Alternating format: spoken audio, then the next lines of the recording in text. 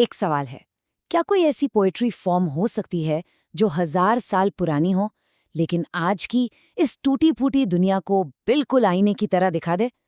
तो आज हम एक ऐसी ही कला की गहराइयों में उतरेंगे। एक ऐसी कला जिसमें सख्त नियम भी हैं और उन नियमों को तोड़ने की बगावत भी। जी हाँ, ये कहानी है गज़ल की। ये लाइन सीधे दिल में उतर जाती है ना? एक अजीब सी कसक है इन शब्दों में। एक ऐसा सवाल जो अक्सर रात की खामोशी में गूंजता है। ये लाइन असल में उस कविता का दरवाज़ा है जिसके अंदर हम आज दाखिल होने वाले हैं। और ये दरवाज़ा हमें सीधे उस शायर की दुनिया में ले जाएगा। तो ये शुरुआत है आगा शाहिद अली की गज़ल आज रात की। और जानते हैं क्या हुआ? इसके पब्लिश होते ही हाथों हाथ इसे क्लासिक मान लिया गया। ऐसा इसलिए हुआ क्योंकि इस कविता ने सदियों पुराने एक आर्ट फॉर्म को एक बिल्कुल नई, एक मॉडर्न आवाज दे दी। ये सिर्फ एक पोएम नहीं थी, बल्कि एक पूरी जनरेशन के लिए एक कल्चरल ब्रिज, एक पुल की तरह थी। लेकिन इस कविता की असली खूबसूरती तक पहुंचने के लिए ज़रूरी है कि हम पहले इसकी बुनियाद को समझें, यानी गज़ल को। देखिए, गज़ल की ना अपनी एक ख़ास बनावट है, अपने कुछ रूल्स हैं। तो चलिए इसके इस पूरे स्ट्रक्चर के राज को एक-एक करके खोलते हैं।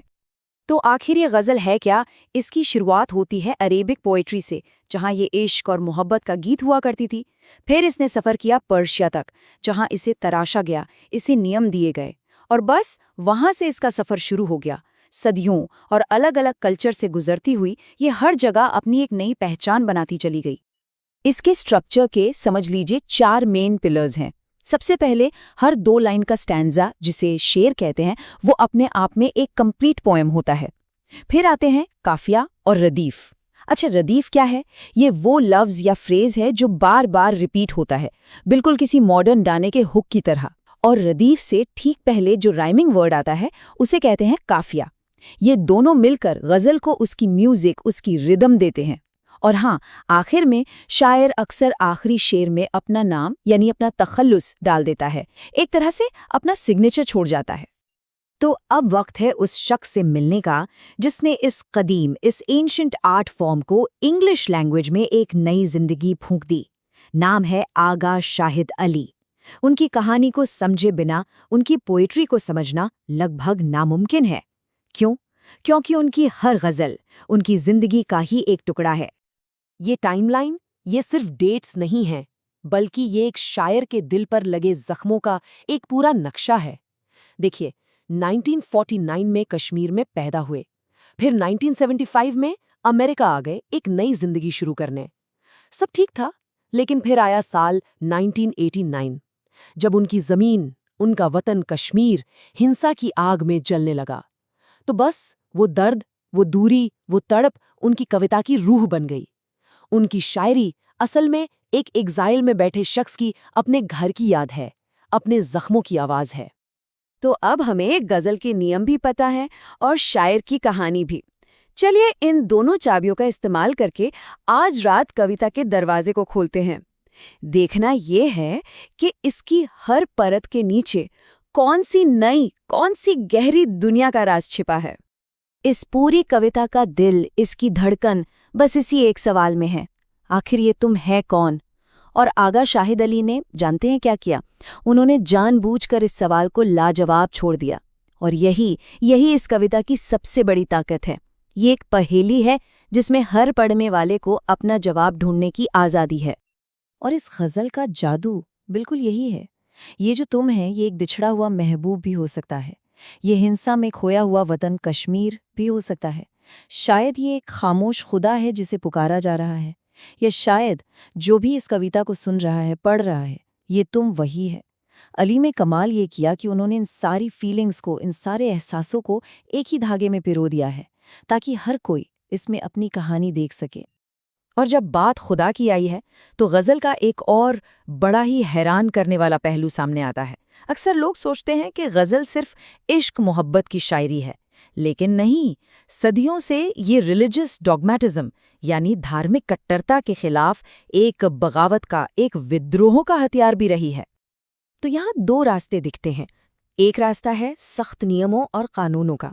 ये रास्ता कहता है कि शक करना, सवाल उठाना गुनाह है। फिर दूसरा रास्ता आता है गज़ल का, ये रास्ता खुदा से एक प्राइवेट, एक पर्सनल, एक गहरे रिश्ते की बात करता है। और इस रास्ते पर सवाल पूछना और शक करना गुनाह नहीं, बल्कि हकीकत तक, सच्चाई तक पहुंचने का एक जरिया है। जरा इस लाइन को देखिए, मैं आज रात जेजेबेल को दुआ दूंगा। अब बाइबल के मुताबिक जेजेबेल एक बुरी, एक दुष्ट रानी थी, तो उसके लिए दुआ करना, ये तो सीधे सीधे इस्टेब्लिश्ड बिलीव्स को, मान्यताओं को चैलेंज करना हुआ। ये चीज ना सूफी ट्रेडिशन की याद दिलाती है, जहां कभी कभी कोई बात ऊपर से देखने में खुदा की तौहीन लगती है, लेकिन असल में वो खुदा के लिए एक गहरी, एक दीवानगी भरी मोहब्बत का इजहार होती है। तो इन सब चीजों के मायने क्या हैं? ये इतना जरूरी क्यों है? वो इसलिए क्योंकि आगा शाहिद अली ने ये दिखाया कि गज़ल का जो स्ट्रक्चर है, मतलब अलग अलग इंडिपेंडेंट शेर जो फिर भी एक धागे से जुड़े हैं, वो स्ट्रक्चर हमारी आज की फ्रेगमेंटेड, बिखरी हुई जिंदगी को एक्सप्रेस करने के लिए बिल्कुल परफेक्ट है। ये एक ऐसी कला है जो टुकड़ों में पूरी कहानी सुना जाती है। और ठीक यही वो जगह है जहां इस कविता का सबसे पावरफुल राज खुलता है। एक ऐसा राज जो खुद शायर के नाम में छिपा है, शाहिद। अरेबिक में इस लफ्ज़ का मतलब होता है गवाह, विटनेस। अपनी गज़ल के आखिर में अली खुद को सिर्फ एक शायर नहीं, बल्कि एक गवाह के तौर पर पेश करते हैं। किस चीज़ का गवाह? अपने लोगों के दर्द का, अपने वतन से दूरी का, और अपनी उस रूहानी तलाश का गवाह। और फिर आती है ये आखिरी लाइन, आज रात मुझे इस्माइल कहो। ये लाइन कमाल है। एक ही तीर से दो निशाने। एक तरफ ये बाइबल के उस कैरेक्टर इस्माइल की याद दिलाती है जिसे घर से निकाल दिया गया था, एग्जाइल।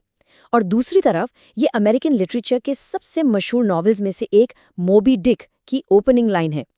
बस एक लाइन में अली ने खुद को ईस्ट और वेस्ट, पूरब और पश्चिम, दोनों दुनियाओं के बीच भटकता हुआ एक मुसाफिर साबित कर दिया। और इसी सोच के साथ हम इस पड़ाव पर रुकते हैं। सोचने वाली बात है ना, कि कैसे एक 1000 साल पुराना फॉर्म हमारी इस फ्रेगमेंटेड, इस टूटी हुई दुनिया को इतनी खूबसूरती से पकड़ सकता है। शायद गज़ल का स्ट्रक्चर ही इसका जवाब है। खूबसूरत, आज़ाद, लेकिन फिर भी आपस में जुड़े हुए टुकड़े। शायद यही चीज़ इसे मॉडर्न लाइफ की कॉम्प्लेक्सिटीज़ को बयान करने के लिए एक परफेक्ट आर्ट फॉर्म बनाती है। ये हमें सिखाती है कि टूटे हुए टुकड़ों से भी एक बेमिसाल खूबसूरती पैदा की जा सकती है।